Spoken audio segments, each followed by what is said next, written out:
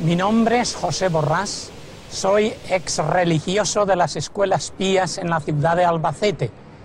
Conocedor de que unos protestantes estaban distribuyendo propaganda en mi parroquia, decidí refutar sus doctrinas con el estudio del Nuevo Testamento. Un año después, yo dejé la Iglesia Católica para seguir al Señor, como Él enseña en el Nuevo Testamento.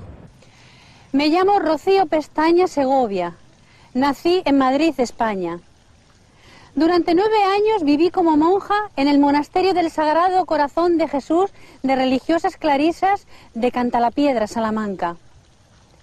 Recuerdo que teníamos en el centro del convento, en el claustro, un pozo en el cual me gustaba sentar, orar, hablar con el Señor y pedirle que me diera de esa agua espiritual de la cual él habló a la mujer samaritana y le decía, dame de beber, dame de beber. Yo trataba de buscar ese agua por mí misma, por medio de prácticas religiosas, el cumplimiento de los sacramentos, de todas las ordenanzas de la Iglesia Católica y del convento, pero no me sentía satisfecha, no llenaba mi sed. Finalmente tuve que salir del convento y después de 7 años encontré la salvación y el perdón de mis pecados en Cristo Jesús, fuente de aguas vivas. Yo soy Miguel Carvajal Díaz. Yo estudié en este convento por varios años para prepararme para ser sacerdote franciscano. Tenía grandes inquietudes, una necesidad muy grande de buscar a Dios, de tener una respuesta sobre los dogmas, pero no la encontraba. Pero gracias a Dios que había alguien que me hablara del Evangelio, y yo finalmente le recibí al Señor Jesucristo como mi Salvador personal. Salí de aquí y ahora estoy predicando el Evangelio del Señor Jesucristo. Mi nombre es María del Pilar Solís Díaz. Este fue mi hogar por muchos años, en especial 19 años que pertenecía a la Congregación de Hijas de María Inmaculada de Guadalupe. Entré a la vida religiosa queriendo conocer y servir al Señor de tiempo completo. El año en que hice mis votos perpetuos empecé a estar enferma de ataques epilépticos. Recurrí a muchos médicos y también hice oración a los santos y a la Virgen de Guadalupe, pero sin ningún resultado. No recibí la salud. Salí de la vida religiosa, enferma, y un amigo mío me recomendó ir a una comunidad cristiana. Allí escuché por primera vez que solo en Jesucristo tenemos la salvación, que solo en Él tenemos la sanidad. El problema con las imágenes es que la gente, especialmente el pueblo y la gente sencilla, acude a las imágenes y ora a ellas y cree que ellas les van a conceder las cosas que ellos le piden. Y eso va en contra de lo que enseña la palabra de Dios.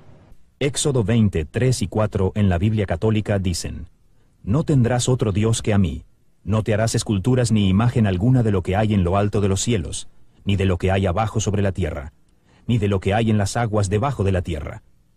La Iglesia Católica tiene su propia lógica acerca de ese mandamiento, y así ella se permite el lujo de esconder ese segundo mandamiento: no te harás imagen, como una coletilla al final del primero, en vez de ponerlo en su lugar como el segundo mandamiento.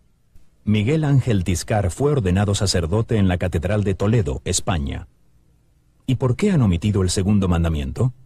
Y a través de peregrinaciones y de santuarios y de vírgenes y de santos y de imágenes tratan de camuflar la cosa del dinero, pero al fin y al cabo es dinero, dinero y dinero. Y repito, es la palabra de Dios la que dice: el amor al dinero es la causa de todos los males. Aunque está claro lo que dice la Escritura, siguen las tradiciones de la Iglesia. ¿Puede explicar la Inmaculada Concepción? No le sabría contestar. ¿Puede explicar la doctrina de Inmaculada Concepción? Nosotros pensamos que Nuestra Señora fue cubierta por el Espíritu Santo y fue así como ella concibió a su Hijo, sin la participación de un hombre. Fue propiamente el Espíritu Santo quien intervino. Por eso es que Jesús es el Hijo de Dios y por eso es que ella es corredentora. Ni siquiera el sacerdote explicaba correctamente la Inmaculada Concepción. Es simplemente el Papa definió que María fue concebida sin pecado original. Juan Sanz Pascual fue ordenado sacerdote en España en el Seminario de Madrid-Alcalá. Desde el principio de su ser, en el vientre de su madre, ella es sin mancha, sin pecado original. Esto es lo que significa Inmaculada Concepción, que fue concebida sin pecado original. Ahora, esa doctrina de la Inmaculada Concepción va en contradicción con lo que dice la palabra de Dios. En Romanos 3, 23, la palabra de Dios dice, por cuanto todos pecaron. Ella dice, y no podemos decir que María es embustera, ni mentirosa. Ella dice, en Dios mi Salvador. Luego, fue salva. ¿Y cuál es la fuente de la doctrina de la Asunción de María? La Asunción de María viene a través de la doctrina de la Iglesia, a través de los papas. Fue evolucionando. La doctrina de la Asunción de María en la Iglesia Católica Romana, pues si se basa en falsas tradiciones también, no en la palabra de Dios. La Inmaculada Concepción, la virginidad perpetua de María y la Asunción de María a los cielos son no leyes eclesiásticas, sino dogmas, y como tales tienen que ser creídas por toda persona que quiera ser considerada como buena católica y permanecer dentro de la Iglesia Católica. Pues tenemos fe en las imágenes. Para mí sí es como, sí, Dios. Por ejemplo, la Virgen de Guadalupe es la madre la Virgen María es la madre de Jesús. Y para mí pues, es Dios. Porque la Virgen es una intercesora nuestra. Como usted que puede tener sus palancas para ver a una persona superior a usted, puede tener un amigo muy amigo de esa persona y es su palanca para ir a esa persona, así nosotros, intercede ella por nosotros. Si la ve con sus manitas juntas, es porque siempre está en actitud de oración y ora por nosotros, ella intercede por nosotros, es nuestra intercesora. Que es un disparate verdadero. El Señor no necesita palanca de nadie, absolutamente. No tiene que moverse, basta con decir, hágase y las cosas son hechas. Repito, el apóstol Pablo dice que solo hay un mediador, Cristo. Si Cristo es el mediador, bueno, pues no hay más mediadores que Él. Y como Él es el omnipotente y en todas partes está como Dios, Dios nos oye y vamos a Él con la confianza de que va al Todopoderoso. Ese es el gran error del marianismo o de la doctrina de María, que se pone a María, la Madre de Jesús, en el mismo lugar que a Jesucristo. El papel que Nuestra Señora juega en la Iglesia Católica en todo el mundo, no solo en Guatemala, es de corredentora. Es decir, ella junto con Jesús ayudó a la salvación de la humanidad. La ponen como corredentora. Corredentora. O sea que la están poniendo a María junto o en el mismo lugar que Jesucristo, ganando para nosotros esa salvación. Ese es el gran error. María es un modelo para las personas en cuanto a su obediencia y su humildad, pero nada más.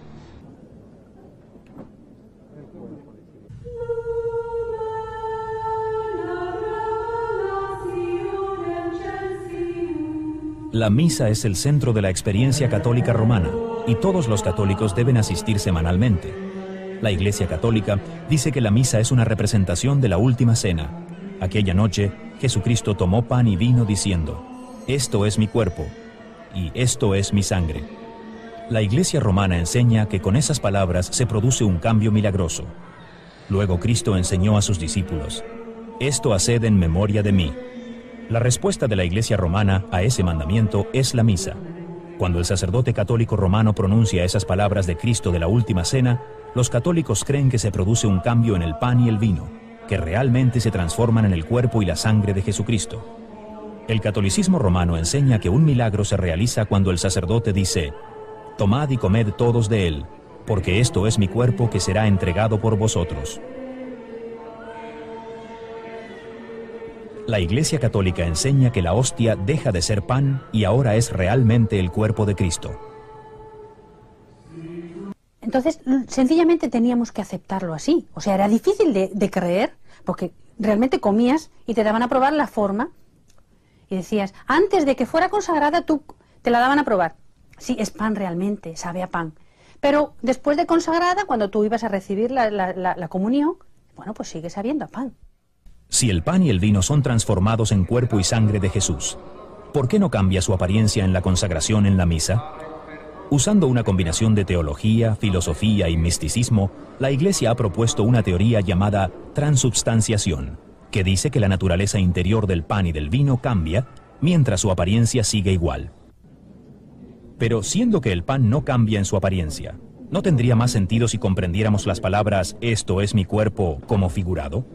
¿Acaso no empleaba Jesús el sentido figurado en su enseñanza? Jesús dijo, yo soy la vid verdadera. Y nadie piensa literalmente que Jesús fuera una vid, sino que es el significado, es un símil, para que nosotros podamos entender mejor lo que Jesús quiere decir. Por lo tanto, cuando Jesús dice, esto, mi cuerpo, que por vosotros es entregado, simboliza que aquel pan que se rompe y se da a las personas para que lo coman, simboliza y representa su cuerpo entregado por nosotros. La mayoría de las denominaciones cristianas entienden el significado del pan y del vino como símbolos. Sin embargo, la Iglesia Católica Romana enseña que se convierten literalmente en el cuerpo y la sangre de Cristo. La Iglesia dice que este cambio es necesario para que los católicos puedan recibir a Cristo como alimento espiritual y a la vez adorarle porque está presente. La hostia, el pan sin levadura, en la que yo creía que estaba Jesucristo allí en cuerpo y sangre. Y adoraba, más que a las imágenes, a la hostia. Yo pasaba muchas horas delante de lo que nosotros llamábamos el Santísimo, adorando la hostia. ¿Y por qué la ex monja ya no adora así delante del Santísimo? Porque yo creo en el Dios verdadero, porque yo creo en lo que me dice el Señor, en su palabra. A través de toda la palabra dice, no te hagas imágenes. No obstante, la Iglesia Católica enseña que el pan y el vino deben y tienen que cambiar, no solamente para que Cristo pueda ser recibido y adorado, sino también para tener un sacrificio visible como la naturaleza humana requiere. Cristo es ofrecido al Padre en cada misa mediante las manos del sacerdote, un sacrificio literal y real por los pecados de los vivos y los muertos. La Santa Misa, para los católicos, es realmente un sacrificio en el cual Cristo otra vez vuelve a ofrecerse en la cruz, pero es un sacrificio incruento, es decir, sin sangre. Es inconcebible que tenga que seguir muriendo cada día por nuestros pecados, como si su obra no fuera suficiente. Él necesita repetirla una y otra vez.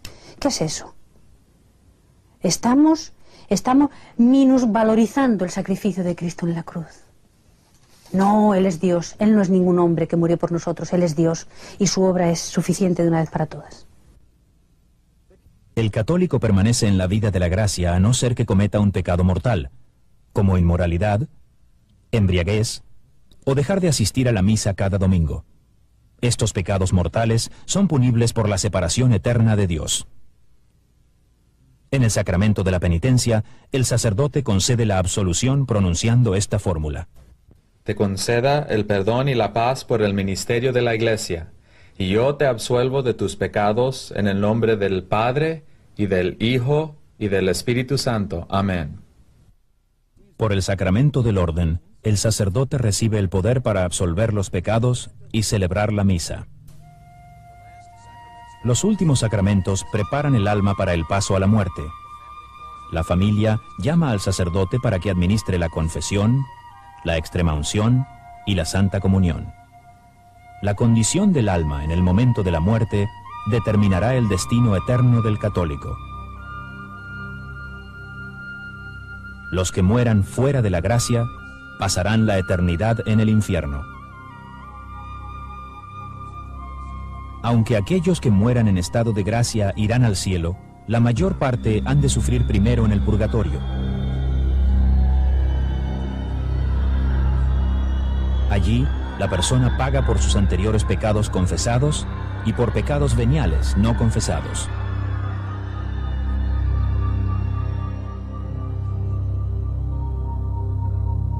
El purgatorio es el tiempo de purificación. Le preguntamos al sacerdote, si Cristo murió por nuestros pecados, ¿por qué hemos de ir al purgatorio? La Iglesia por eso nos enseña, sabiéndonos, como decimos, pecadores limitados, por eso necesitamos ese paso de purificación. Pero en la propia gloria, yo no quiero entrar a purgatorio. Entonces, Cristo habló de Satanás y habló del infierno, pero nunca habló de un purgatorio ni de un lugar intermedio. No, nunca.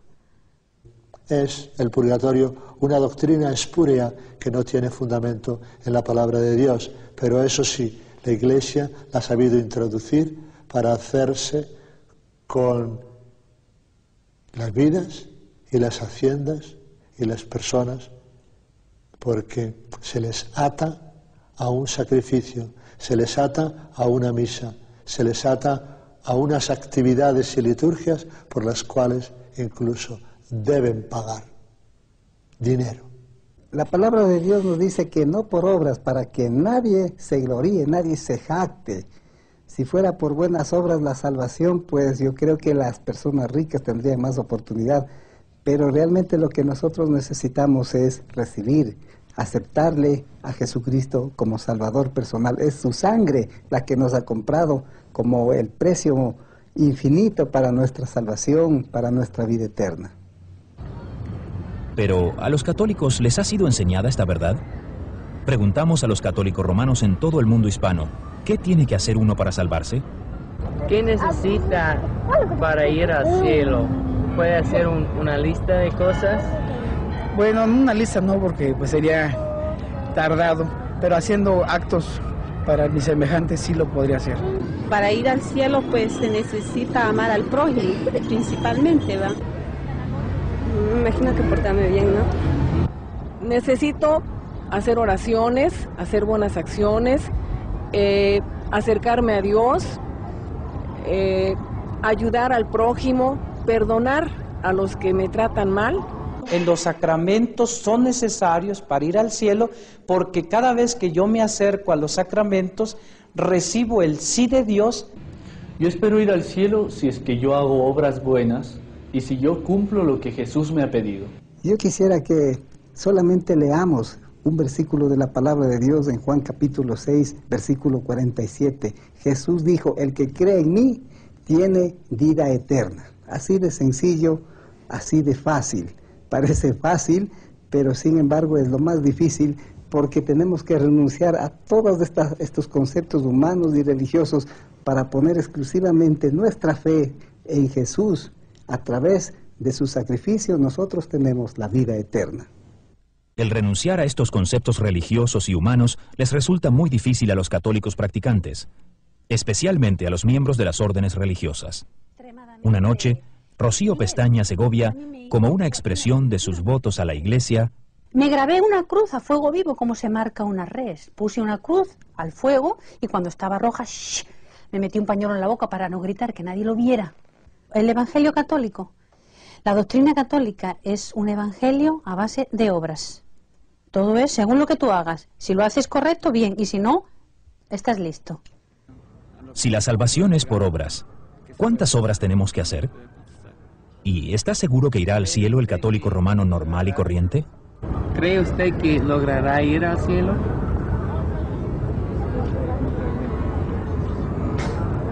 No, pues no sé.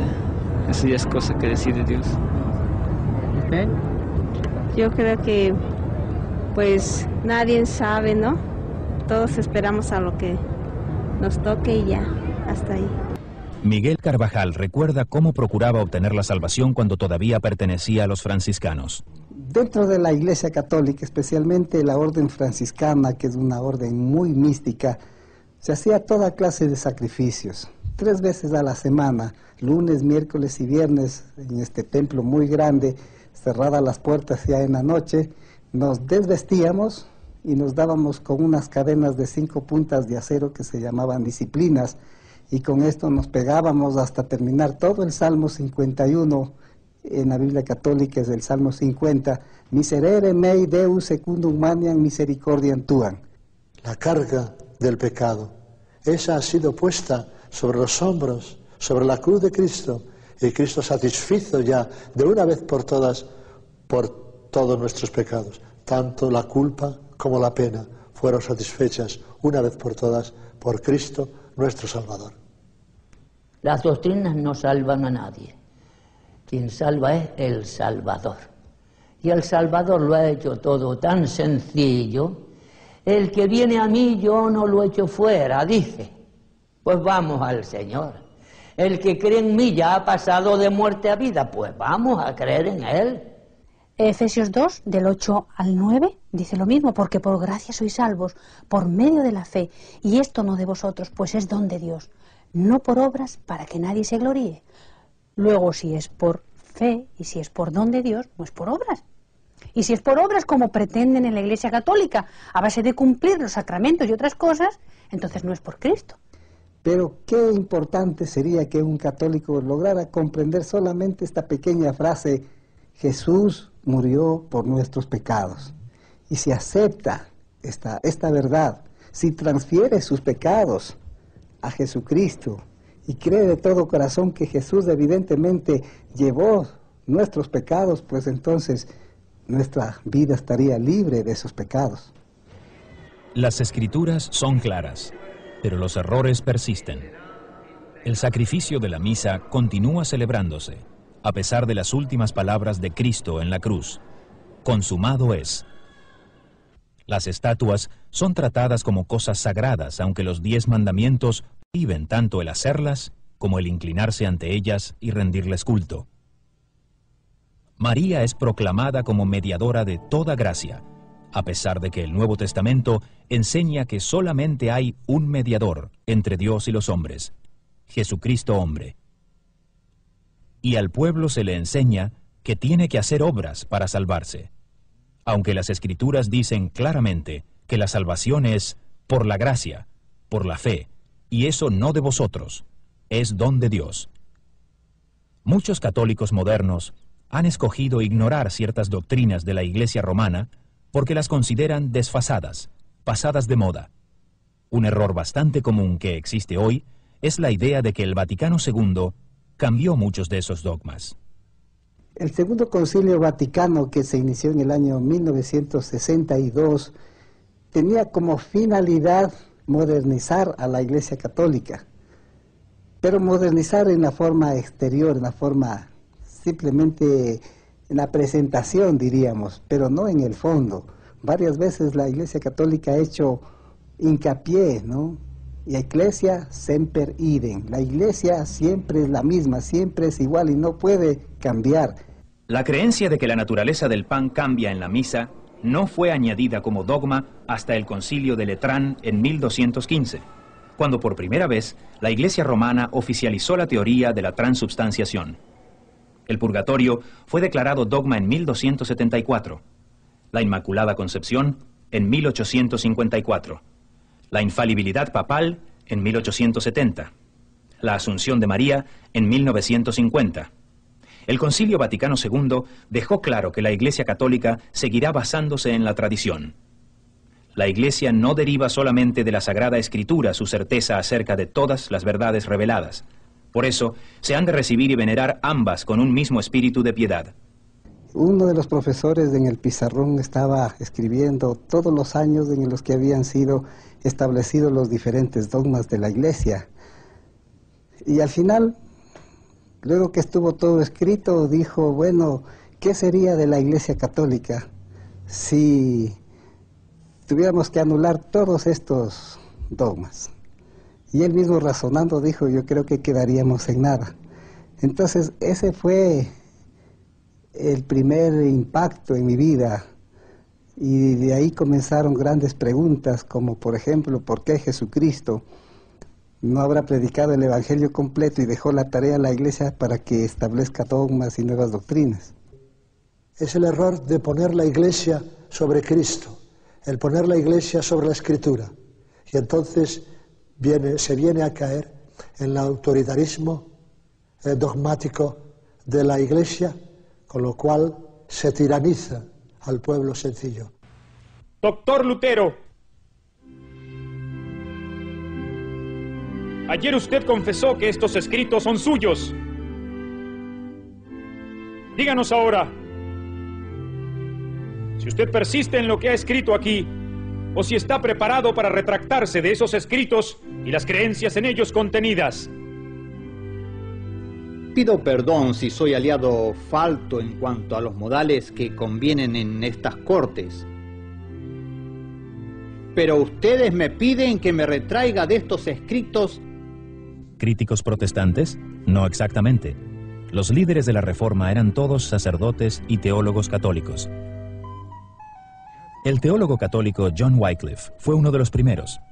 Sus problemas comenzaron cuando empezó a enseñar que la Biblia es la única fuente de verdad. Roma lo silenció, y 44 años después de su muerte, exhumaron y quemaron sus huesos por su apartamiento de la autoridad de Roma. En 1415, el sacerdote y teólogo católico de la Universidad de Praga, John Huss, fue quemado en la pira. ¿Cuál fue su crimen? También había hecho de las Sagradas Escrituras su única regla en cuestiones de fe. Después de 16 años como sacerdote, Ulrico Zwinglio rompió con la Iglesia Católica cuando ya no pudo poner la tradición al mismo nivel que las Sagradas Escrituras. Juan Calvino estaba estudiando para el sacerdocio cuando experimentó la conversión espiritual. Dejó la Iglesia poco después. Martín Lutero era sacerdote y profesor de teología en la Universidad Católica de Wittenberg. Objetó a que los representantes del Papa vendiesen perdones para evitar el purgatorio, a fin de financiar la construcción de la Basílica de San Pedro. Lutero redactó una lista de 95 razones por las que esto era un error, y la clavó en la puerta de la iglesia en Wittenberg. Los escritos de Lutero ayudaron a formar los 3 principios rectores del llamamiento a la Reforma del siglo XVI. La Biblia es la única fuente de verdad para la salvación. El hombre es salvado por Dios mediante la sola fe. Cada creyente tiene acceso directo a Dios solo por medio de Jesucristo. Cuando le ordenaron que se retractase, Lutero respondió: «Mi conciencia es cautiva de la palabra de Dios». Escapó vivo por muy poco. Estos hombres fueron todos católicos leales, cuyos intentos de reformar su iglesia y devolverla al cristianismo bíblico se vieron enfrentados a una vigorosa oposición de parte de sus superiores. Este es un antiguo problema. Yo abandoné la Iglesia Católica cuando me di cuenta de que no seguía las enseñanzas que hay en el Nuevo Testamento. Hay una gran carga en mi corazón por todas las personas católicas y especialmente por las religiosas, porque yo sé que mucha gente dentro del catolicismo busca sinceramente al Señor Jesucristo, busca sinceramente adorar al Padre y vivir una vida en el Espíritu, pero no lo logra por la idolatría. Después que yo encontré a Cristo, yo tuve que dejar la Iglesia Católica absolutamente por razones doctrinales. no tenía ninguna otra razón, porque les amo, he vivido, he nacido en la Iglesia Católica y todo, pero mi vida, conciencia es incompatible con ese tipo de doctrina. No es un cambio de religión, sino que es un cambio de vida, es un encuentro verdadero con Dios, es una experiencia personal. Muchos de nosotros hemos creído que hemos estado en la verdad, pero la verdad es Jesucristo, no es la religión. Y espero que ustedes, señores católicos, pudieran darse cuenta de que hay algo más importante, algo más valioso, es la oferta más importante que jamás usted haya podido escuchar en su vida, que es el de la vida eterna a través de la salvación del Señor Jesucristo.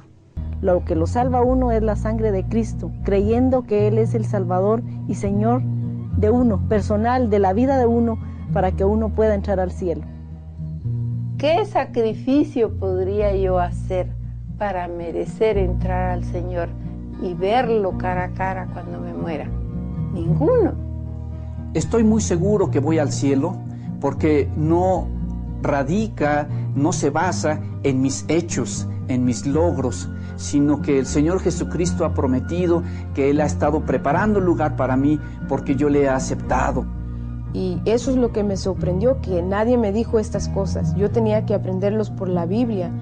Y me dolió porque yo pensé que los padres o la gente en la iglesia, es un deber de ellos a enseñarnos el camino. Y ellos no me enseñaron cómo llegar al cielo. Cada una de estas personas ha dejado la Iglesia Católica Romana. Pero no es tanto lo que han dejado, sino y mucho más lo que han encontrado en el Señor Jesucristo. O sea, antes yo, cuando era católica y vivía de tradiciones y de cosas, yo pensaba en la muerte como algo horrible, ¿no? No me hubiera querido morir nunca. Tenía temor, tenía miedo, pero ahora no.